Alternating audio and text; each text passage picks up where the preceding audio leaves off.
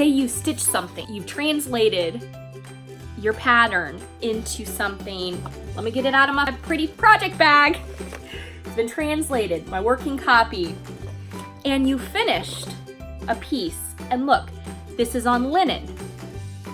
It's floppy. It's wrinkled because I stitched in hand.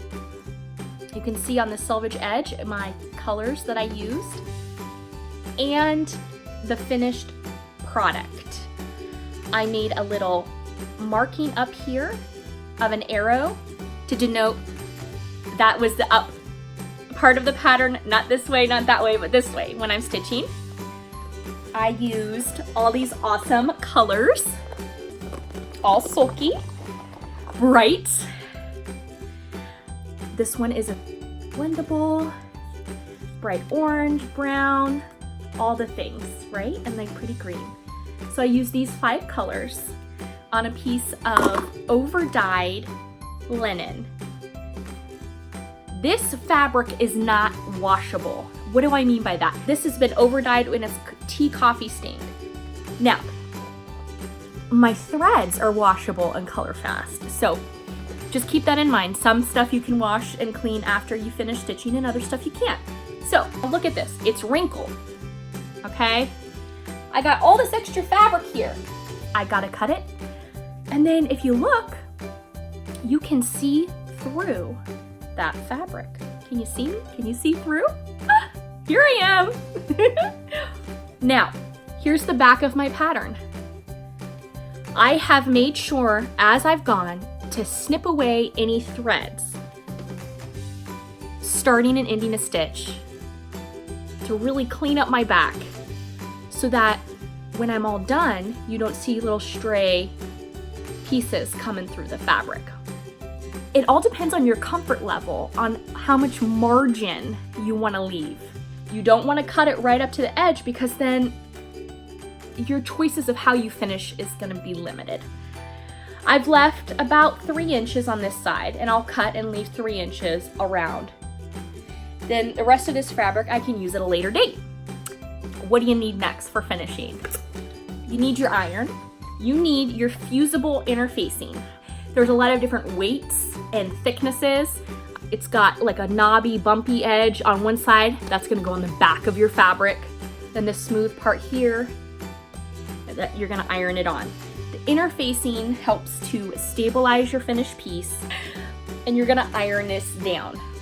You don't wanna ever press your iron, okay, directly down on your stitches. It'll flatten your stitches and it can distort them.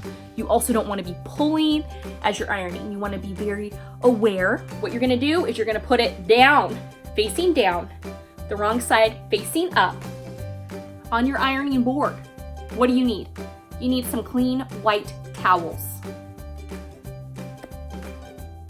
I cannot stress enough, they need to be clean. Okay, so lay out big towel across your ironing board. You can take a clean little white towel and use that as that buffer and then iron, okay? You wanna have that protection before you put on your interfacing. Spray starch. Best press has been recommended by several finishers. Again, wrong side, spray, towel, iron. Once it's all pressed, then you're gonna add that interfacing.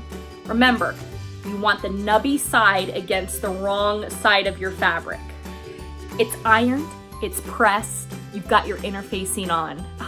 Now, the sky is the limit on how you finish your project. Just little things to keep in mind. You could color match your colors to some coordinating fabrics and make a little quilt or a wall hanging or a bell pull. You can frame your piece. You can put it on top of a box. You can attach it to a project bag. You could attach it to the back of your denim jacket. I mean, the possibilities are endless. The only thing that's going to limit you is your imagination and how much border you leave yourself. The kind of standard rule is give yourself a 3-inch margin all the way around your piece. Some like to just have a 2-inch, and dare I say some like to flirt with danger and leave an inch. Use your judgment. Have fun and happy finishing.